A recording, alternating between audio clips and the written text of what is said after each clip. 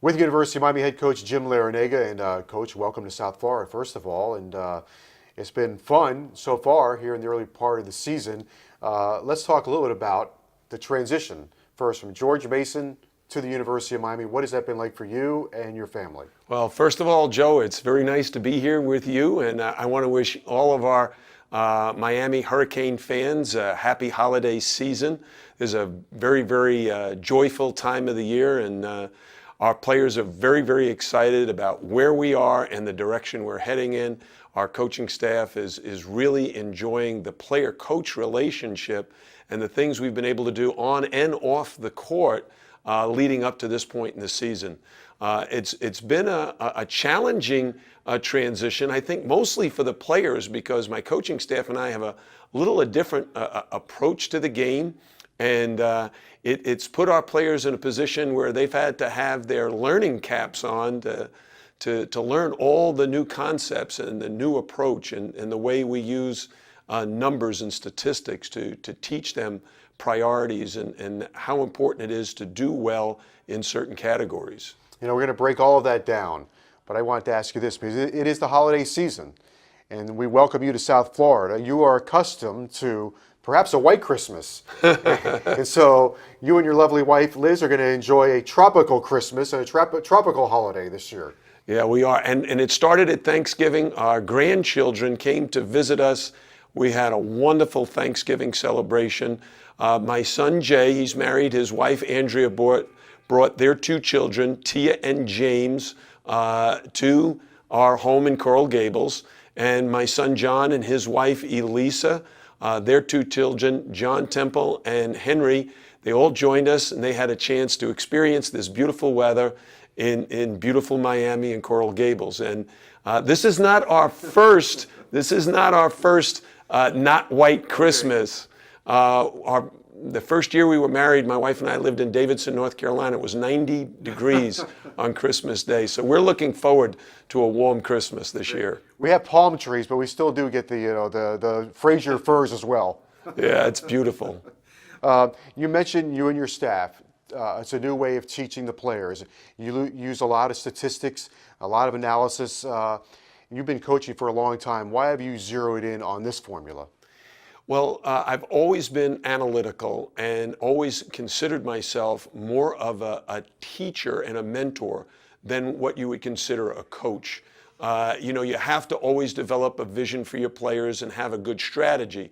But what we want them to do is kind of learn priorities. We use Dr. Stephen Covey's book, The 7 Habits of Highly Effective People, to try to teach our players how to be effective by setting goals and then reaching those goals, and to know what our priorities are, like defense. How do you know if you're good defensively? Well, we've explained to them that our goal for our defensive field goal percentage, we want to hold an opponent overall to under 40% shooting and under 30% from three. That's when we'll know we're being effective on defense. And we also want to look at the national picture. If we want to compete at the national level, there are 345 Division I teams. Where do we rank on the defensive side of the ball nationally? If we're in the top 20, we're doing a great job. Top 50, we're pretty good. If we're below the top 50 in any of those defensive categories, we're not playing the way we want to play defense. If that happens, then you go to the workshop. How do you fix it? What's the fix? What's the answer? Well, we have a list of categories we call the hustle plays. For example, on defense, it's very critical that you take charges, that you force opponents to the basket and make mistakes going there. And your defense is there, your team defense is there to take a charge. So what we call a reminder is that if we see after a game that a player did not take a charge, there'll be a reminder next day. And that reminder is you let your whole team down, so you're going to have to take a charge against every one of your teammates in practice the next day. So instead of taking one charge in the game, you've got to take 12 the next afternoon. So hopefully that teaches them that, hey, I think I'd rather do it right during the game than have to do it over and over again 12 times in practice the next day. Except for Shane Larkin and Bishop Daniels, you inherited the entire team. After you had a chance to sit down with your staff and look at it, What adjustments perhaps did you have to make? What were your thoughts when you took a look at this squad and said, okay, guys, this is what we have. We had a challenging schedule. Then what? Well, the first thing was when we inherited the team, it was healthy. And from April 22nd, when my staff and I arrived, through October 15th, when practice began, we had so many injuries that we could not foresee. Reggie Johnson first went down with a torn meniscus, out for 6 months. Julian Gamble tore an ACL, out for the year. Bishop Daniels, one of our freshmen, sprained his toe and hasn't really been able to practice even up until this point. So that with 3 players automatically out with injuries. Then you add to it Daquan Jones, us declaring him ineligible for the year. That's 4 of our 13 scholarship players out basically for the season, and we only have 9 scholarship players. So we already were making serious adjustments in our planning. And what I told everybody before the season, we have to have Plan A, Plan B, and Plan C. Plan A is with the 9 guys we have and try to figure out the best way for that team to perform. Plan B is when we get a couple of guys healthy again, bringing them back and transitioning them back into the program and developing maybe even a new style of offense and defense based on the strengths. Like Reggie Johnson has a lot of strengths, but there's also parts of the game that he plays differently than other guys on the team. So we're going to have to make that adjustment. And then Plan C, when everybody's healthy and we've had a good chance to develop some team chemistry. So we're going through that transition period. It's been very challenging for the coaches and players, but we're enjoying it too. The guys have had a great attitude and a great work ethic, so we're making progress. This is a program that didn't have basketball for 15 years. Brings it back in 1985, so we've had basketball for less than 30 years. You were very comfortable at George Mason, had great success, went to the NCAA tournament. This program has had to fight to get into tournaments and battle. You decided to come here. What did you see here, and what is your vision? What do you see here that can make it so special? Well, first of all, Joe, you're very correct in saying that I love George Mason, and I could have stayed there the rest of my career. But my wife and I, in our discussions when the opportunity arose at the University of Miami, we felt like, you know what? I've got one more move in me. There's one challenge that I wanted. There was one goal. As you know, I'm goal-oriented. There was one goal in my career I hadn't accomplished. I wanted to coach in the ACC. I wanted to coach at the highest level of college basketball. And my staff and I want to win a national championship.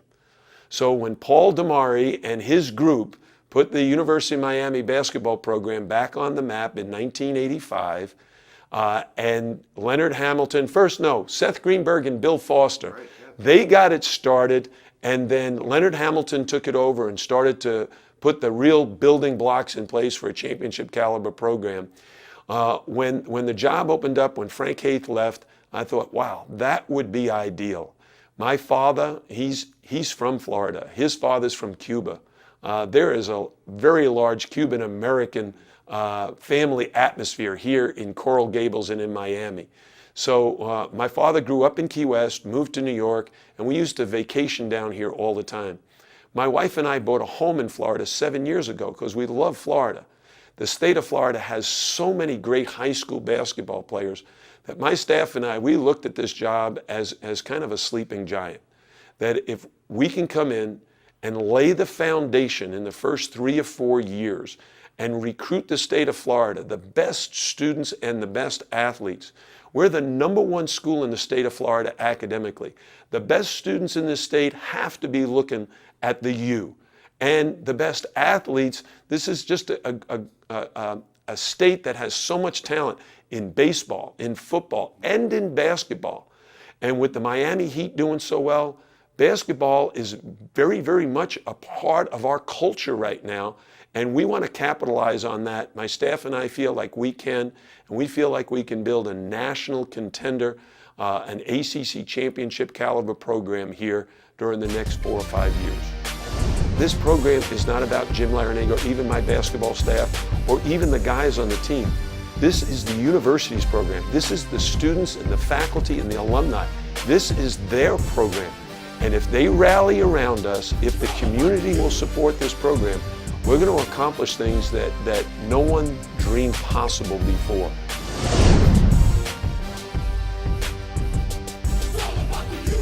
Go Cane!